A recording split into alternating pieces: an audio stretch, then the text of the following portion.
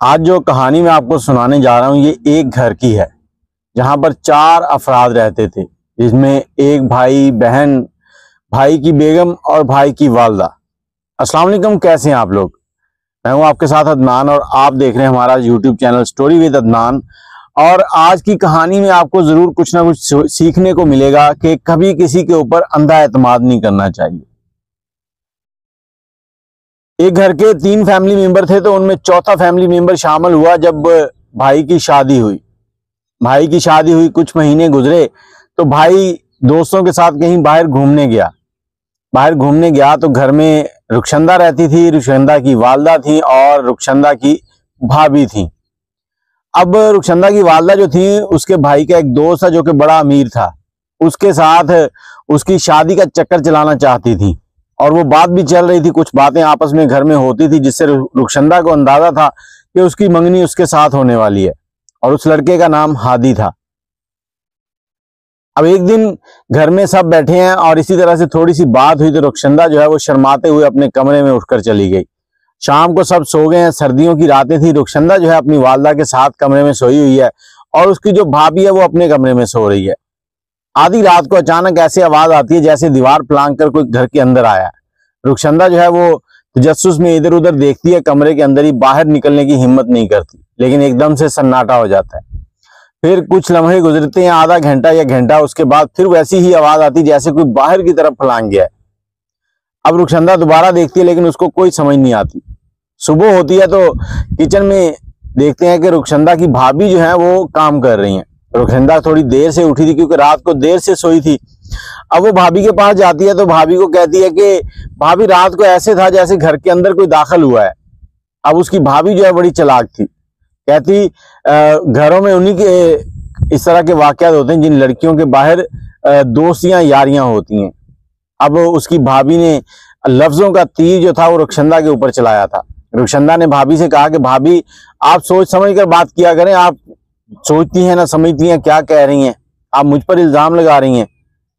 तो उसकी भाभी कहती है कि मैं इल्जाम नहीं लगाती, मुझे तो जो समझ आता है मैं वही बोलती हूँ और जो ठीक होता है वही बोलती हूँ। अब रुखशंदा देखती है कि भाभी के हाथ में एक नया सोने का ब्रेसलेट है और जब ब्रेसलेट की तरफ देखती है उसके साथ ही उसकी नजर पड़ती है कि उसके यहाँ गर्दन के ऊपर काटने का निशान है, दांतों से काटने का। अब वो भाभी को कहती है, भाभी ये ब्रेसलेट आपने कब लिया, पहले तो मैंने नहीं देखा था। तो भाभी कहती है कि तुम्हें इससे क्या, मैं जब भी लूं। तो इतने में घर के मामला जो हैं वो बाकी के चलना शुरू हो जाते हैं, सारे कामकाज में लग जाते हैं। लड़की जो अपने भाई को फोन करती है, कहती है कि भाई मुझे ना अपने कमरे में डर लगता है तो मैं भाभी के साथ सो जाया करूं। भाई कहता है ठीक है, मैं तुम उधर सो जाया करो। तो वो कहती है भाई आप भाभी को कह देना फिर मैं उधर सो जाऊंगी। वो अपनी बीवी को कहता है फोन करके कि रुखशंदा इधर सोएगी, तो वो कहती ठीक है। लेकिन रात को जब रुखशंदा अपना तकिया और चादर वगैरह लेकर उस कमरे में जाती है तो कमरे का दरवाजा अंदर से लॉक होता है। 3-4 मिनट नोक करती है, दरवाजा नहीं खुलता तो रुखशंदा जो है वापस आकर अपनी माँ के साथ सो जाती है। अब आधी रात को फिर वैसी ही आवाज आती है। रुखशंदा डर रही होती है और उठकर कमरे से बाहर नहीं निकलती और अचानक फिर से खामोशी हो जाती है। उसी तरह से उतना ही टाइम फिर दोबारा गुजरता है और दोबारा वैसी आवाज आती जैसे घर से कोई बाहर चला गया। अब सुबह हुई तो रुखशंदा ने फिर भाभी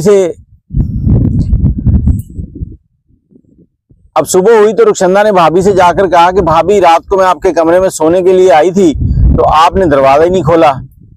तो वो कहती है कि बस मैं सो गई थी।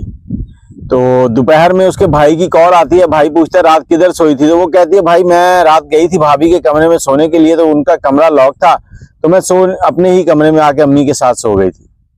अब जो रुखशंदा थी उसके दिमाग में कुछ चल रहा था, इसलिए वो उस कमरे में सोना चाहती थी।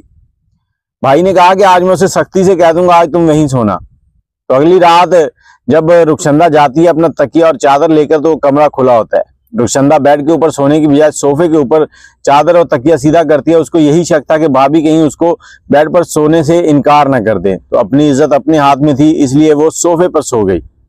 अब सोफे पर सोई हुई है, उसको नींद तो नहीं आ रही लेकिन कमरे में खामोशी है और भाभी जो है वो फोन के ऊपर किसी के साथ लगी हुई है। अब फोन में जब लगी हुई है तो रुखशंदा जो है वो सारी बातें सुन रही है, आहिस्ता आवाज भी जो है वो गूंजती है सन्नाटे के अंदर। रुखसंदा ने सारी बातें सुनी। उसमें वो भाभी किसी को कह रही कि तुम आज रात नहीं आना, आगे से फिर अब आवाज आ रही है कि मैं नहीं आऊंगा तो फिर तुम्हें आना पड़ेगा। इस तरह से सारी रात बातें होती रहती हैं। सुबह होती है तो रुखसंदा क्या देखती है कि उसके घर में उसके भाई का दोस्त आया हुआ है। अब भाई का दोस्त आया हुआ है तो रुखसंदा को तो यही था कि उसकी मंगनी इससे होने वाली है। तो वो जल्दी से कमरे में जाती है, कपड़े चेंज करती है, मुंह हाथ धोती है, सुर्खी पाउडर लगा के जल्दी जल्दी बाहर आती है तो वो वहां नहीं बैठा होता।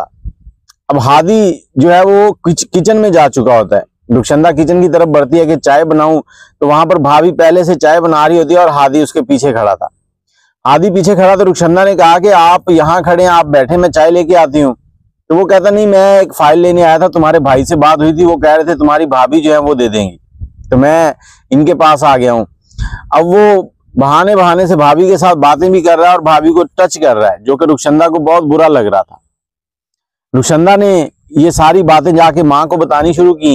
इतनी देर में भाभी और हादी जो है वो लॉन में आ गए। अब वो लॉन में आकर बैठ गए तो वहां बैठे बातें कर रहे हैं, चाय पी रहे हैं।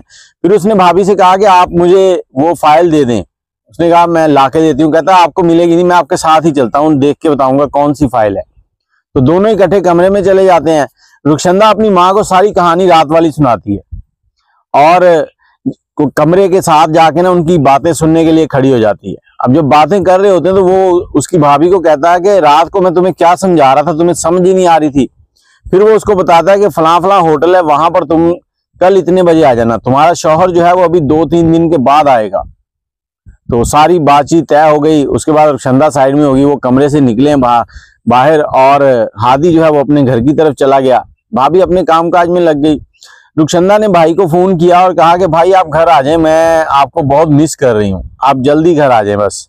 भाई ने कहा कि ऐसी क्या बात होगी? उसने कहा बस आप आ जाएं फिर बताऊंगी। अब भाई अगले ही दिन सुबह सुबह घर आ गया। जैसे ही घर पहुंचा तो आते ही अपने कमरे में गया। कमरे से जैसे बाहर निकला है तो निकलते ही उसने रुखसंदा के ऊपर आवाजें कसना शुरू कर दी कि इधर आओ सामने मेरे, तुम किसी को पसंद करती हो, तुम्हारा किसी के साथ चक्कर है। अब जो बातें उसने भाई को बतानी थी उसके उलट वही बातें उसकी भाभी ने उसके भाई के कान भर दिए थे। रुखसंदा खामोशी से देख रही कि ये हो क्या रहा है। उसने फौरन उसका मोबाइल लिया, लेकर साइड में छुपा दिया। तुम्हारे पास कोई मोबाइल नहीं होगा, कोई चीज तुम्हें नहीं मिलेगी, और अगर तुमने घर से बाहर कदम निकाला तो तुम्हारी टांगें तोड़ दूंगा। इतनी बातें करने के बाद भाई जो है वो सो गया। भाभी ने जल्दी से तैयारी शुरू की, अपना मेकअप शेकअप किया, कपड़े पहने और भाई को बताया कि आज मेरी दोस्त है, उसकी मेहंदी है, तो मैं उसके घर जा रही हूँ, तो शाम को थोड़ा सा लेट आऊंगी। भाभी जो है वो 3-4 बजे के करीब घर से निकली हैं और चली गई हैं। रुखसंदा को मालूम था कि इसने कहाँ जाना है, उसको होटल का भी मालूम था। अब उसने भाई के कमरे में दाखिल हुई तो भाई ने आगे से डांटना शुरू कर दिया कि तुम मेरे कमरे में क्यों आई हो, निकल जाओ यहाँ से, मैं तुम्हें देखना नहीं चाहता। रुखसंदा बहुत सियानी थी। उसने कहा भाई आपने कहा था कि मैं किसी को पसंद करती हूँ, तो मैं चाहती हूँ कि मैं आपकी उससे मुलाकात करवाऊं। अब वो उसका भाई जो है वो और भी तजस्सुस में कि इसमें इतनी हिम्मत आ गई कि मेरे सामने बोल रही है। उसने कहा ठीक है। उसने कमरे से पिस्टल भी उठाया और चल पड़ा उसके साथ। रुखसंदा भाई को उसी होटल में ले गई और उसको कमरा तक मालूम था कि कौन सा कमरा है। उस कमरे के पास लेके गई तो कमरा लॉक था। रुखसंदा ने भाई को समझाया कि आप नीचे जाएं काउंटर पर और वहां जाकर कहें कि इस कमरे में हमारा बच्चा लॉक हो गया, तो हमने उसको निकालना है, इसके दरवाजा खोल दें। अब वहां पर जाके जब इतनी बात की तो उन्होंने कहा कि ये कमरा तो आपके नाम पे बुक नहीं हुआ, तो हम ऐसे नहीं खोल सकते। बहुत मिन्नत समाजे करने के बाद उन्होंने मास्टर की ली और दरवाजा खोलने के लिए चल पड़े।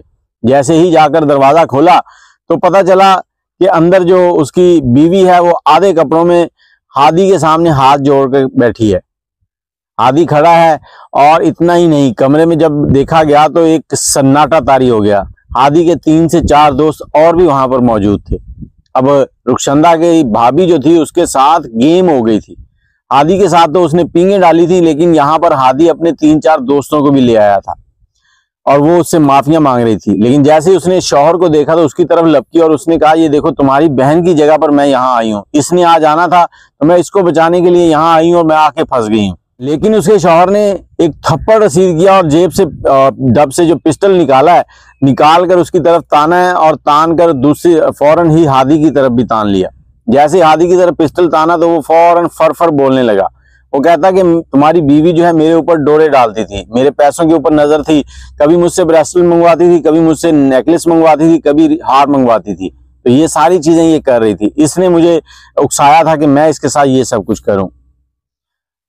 तो अब यहाँ पर कहानी जो है वो एंड हो गई। हादी का जो दोस्त था उसने बीवी को तलाक दे दी। उसने कहा मैं तुम्हें और तो कुछ नहीं कह सकता, मैं तुम्हें ऐसी सजा दूंगा कि तुम सारी जिंदगी याद करोगी। उसने तलाक दी और अपनी बहन को लेके घर आ गया। लेकिन यहाँ कहने का मकसद ये है कि आपके भी दोस्त यार होंगे, तो दोस्त यार जो नस्ली होते हैं वो कभी इस तरह का काम नहीं करते।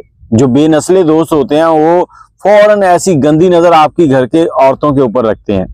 तो ऐसे दोस्तों से बचकर रहा करें और कोशिश करें कि नस्ली दोस्त ही बनाएं। बाकी वीडियो को शेयर कर दीजिएगा। उम्मीद है आपको कुछ ना कुछ जरूर समझ आया होगा। दुआ में याद रखिएगा। अल्लाह हाफिज।